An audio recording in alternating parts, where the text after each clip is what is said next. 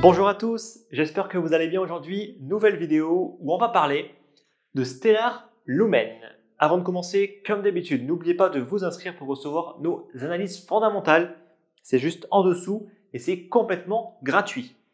Je vous rappelle également que vous pouvez voter pour les prochaines analyses fondamentales.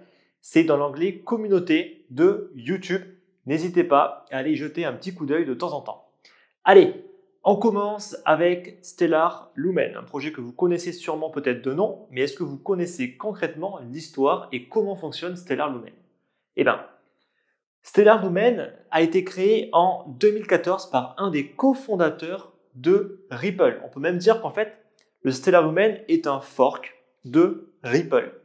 Stellar s'attaque aux transactions financières, mais notamment entre particuliers, à l'instar en fait de Ripple qui lui s'est tout de suite focalisé pour travailler avec les banques. Stellar, lui, a voulu un petit peu se différencier en travaillant plus avec les particuliers.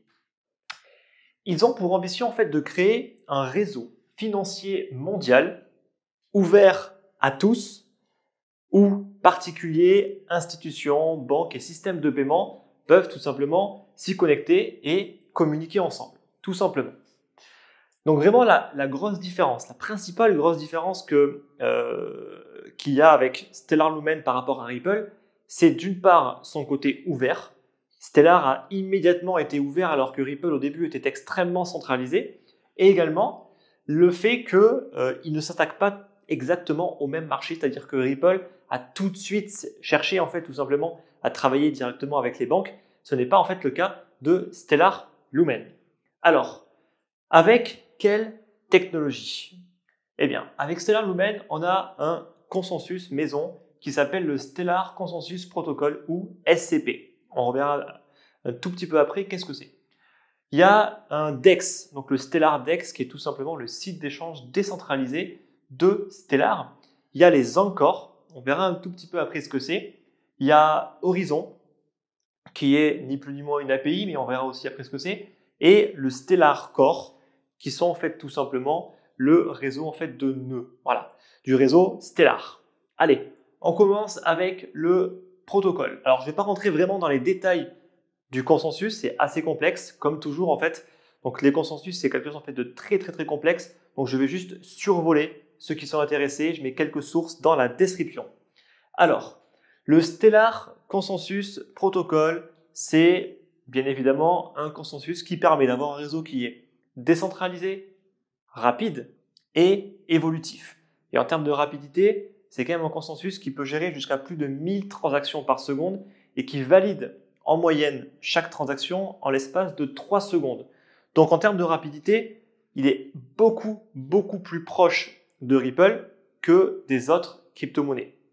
Il ne faut quand même pas oublier que Ripple est l'une des crypto-monnaies les plus rapides aujourd'hui en termes de paiement. Et Stellar en fait également partie. Alors, avec ce consensus, il y a ce qu'on appelle les quorums.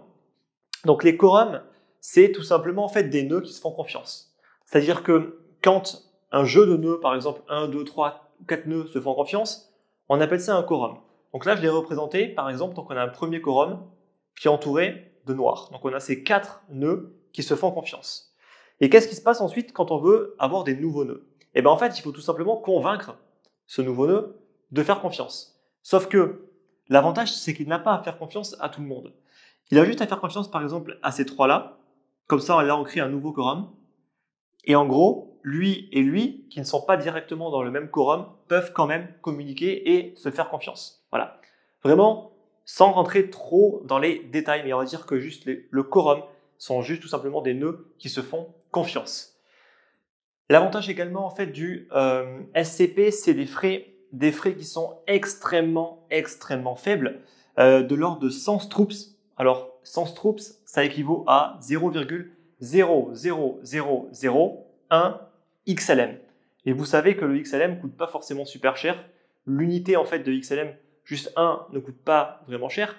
Donc là, en termes de frais, on n'est même pas en centimes. On n'est même pas en centimes, c'est inférieur au centime. Donc c'est vraiment rien du tout. En fait, il faut comprendre que les frais ont principalement été mis en place pour lutter contre le spam, ni plus ni moins. Parce que si on avait un réseau sans frais, Le problème, c'est qu'il y aurait des spammers qui perturberaient le réseau, et vu qu'il n'y a aucune incitation à payer, ils pourraient envoyer en fait un nombre énorme de transactions. Et les frais de transaction aujourd'hui, ça sert énormément à ça, à lutter justement contre le spam. Si pour chaque email envoyé, il fallait payer, je peux vous assurer qu'il n'y aurait plus du tout de spam. C'est le même principe. D'accord? C'est exactement le même principe. Ensuite, on va avoir le StellarDex. Bon, c'est un site d'échange décentralisé tout simplement qui va être utilisé donc, pour échanger du XLM et ensuite toutes les autres crypto-monnaies qui vont être compatibles sur le réseau. Donc je vais un tout petit peu expliquer comment c'est possible. Ça fonctionne justement avec les Encore. D'accord? Alors, les Encore, c'est une entité de confiance pour conserver donc, les dépôts et émettre des crédits. Je sais que c'est peut-être encore un petit peu flou. D'accord? Donc il faut comprendre que c'est une entité en fait de confiance qui va par exemple donner, ou plutôt y mettre dedans des bitcoins. Ces bitcoins, ils vont pouvoir les conserver, ils vont pouvoir aussi en recevoir d'autres personnes, et ils vont pouvoir également y mettre des crédits en bitcoin. Et donc ça en fait, ça va permettre tout simplement de faire un pont entre les autres monnaies. Donc ça va être du bitcoin, mais ça peut être autre chose, comme des monnaies fiduciaires, de l'euro, du dollar, voire même de l'or par exemple.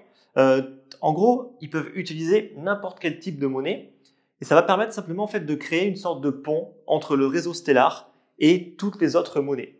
Et c'est comme ça en fait tout simplement qu'on va être capable d'échanger par exemple des euros, des dollars, de l'or, etc. en passant par le réseau Stellar. Voilà, tout simplement.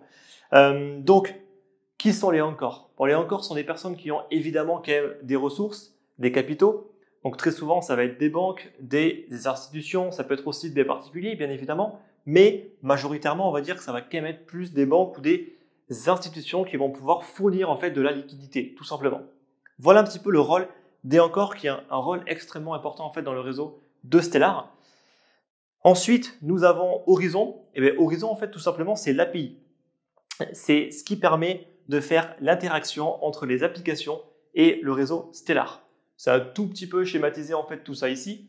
Donc on va avoir en fait tout simplement le réseau Stellar, le système des nœuds, donc le Stellar Core, Horizon, donc l'API qui va faire tout simplement la connexion entre tout ce qui va être application, services de paiement, les porte-monnaies, etc., etc. Voilà.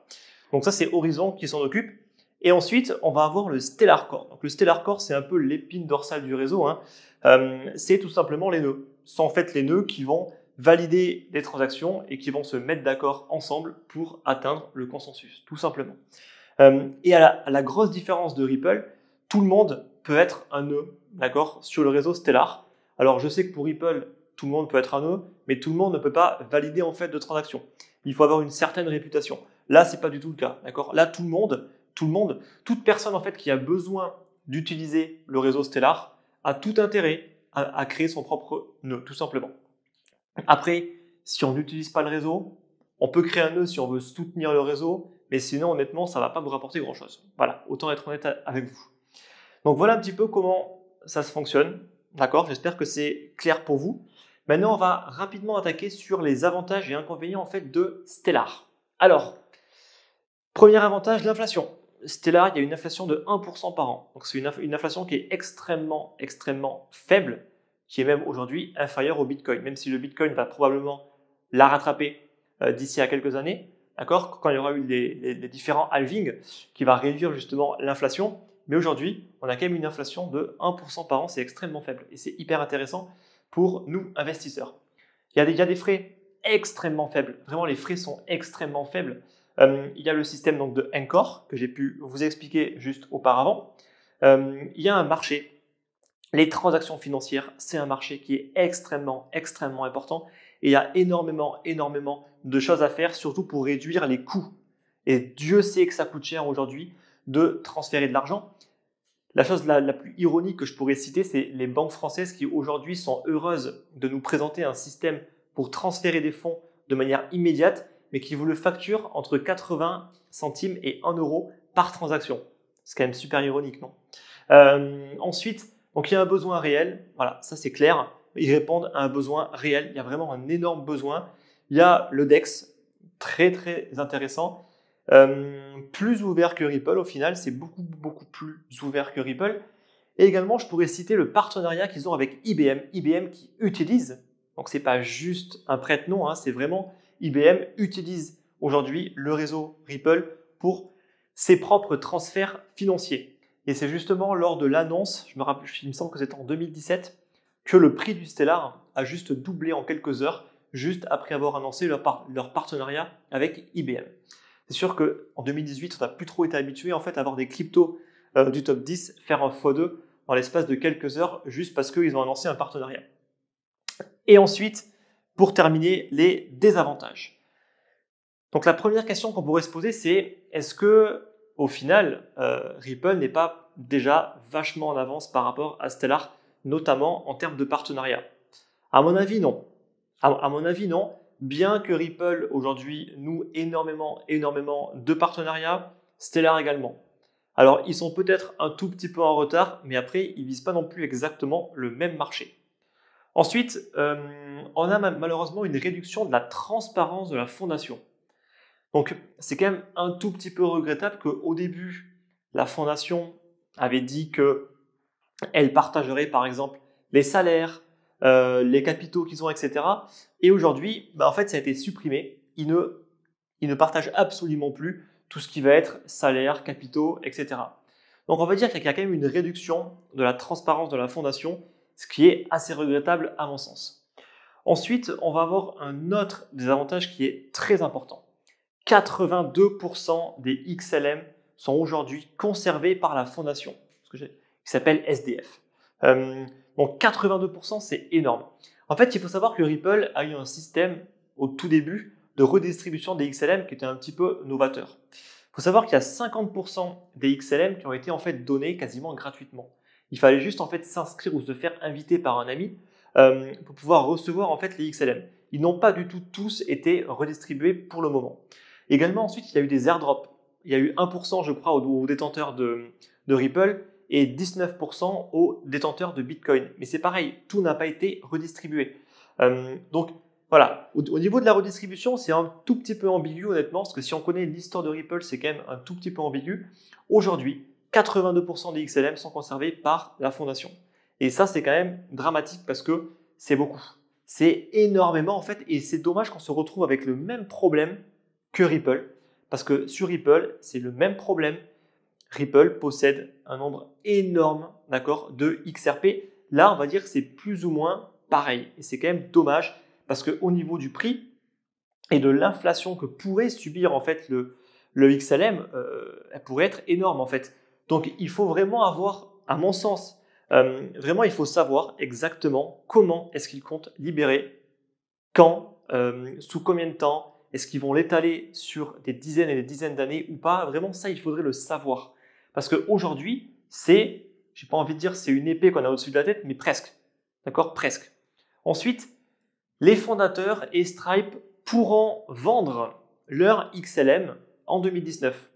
En général, vous savez, on fait une redistribution au début et puis on dit donc vous n'avez pas le droit en fait d'y toucher durant les 4 ou 5 premières années.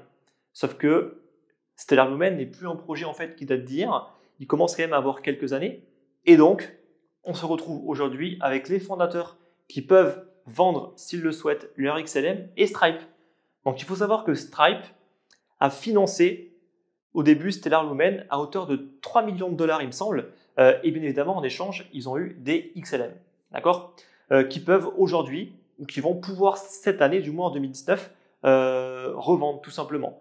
Et on ne sait pas du tout ce qu'ils comptent faire. Et c'est quand même des quantités assez importantes de XLM. Donc, honnêtement, à surveiller. Ça, c'est quand même à surveiller. C'est toujours très compliqué, en fait. C'est ce problème-là, en fait, d'avoir beaucoup trop, en fait, de crypto-monnaies, en fait, qui sont conservées directement par des gros investisseurs ou directement, en fait, par la fondation ou l'entreprise qui les a émis. Et là, malheureusement, c'est énormément. Voilà. J'espère que c'est clair pour vous. Si vous avez des questions, c'est comme d'habitude dans les commentaires. Si vous avez aimé la vidéo, on met un like. Et moi, je vous dis à très vite pour de prochaines vidéos. Merci.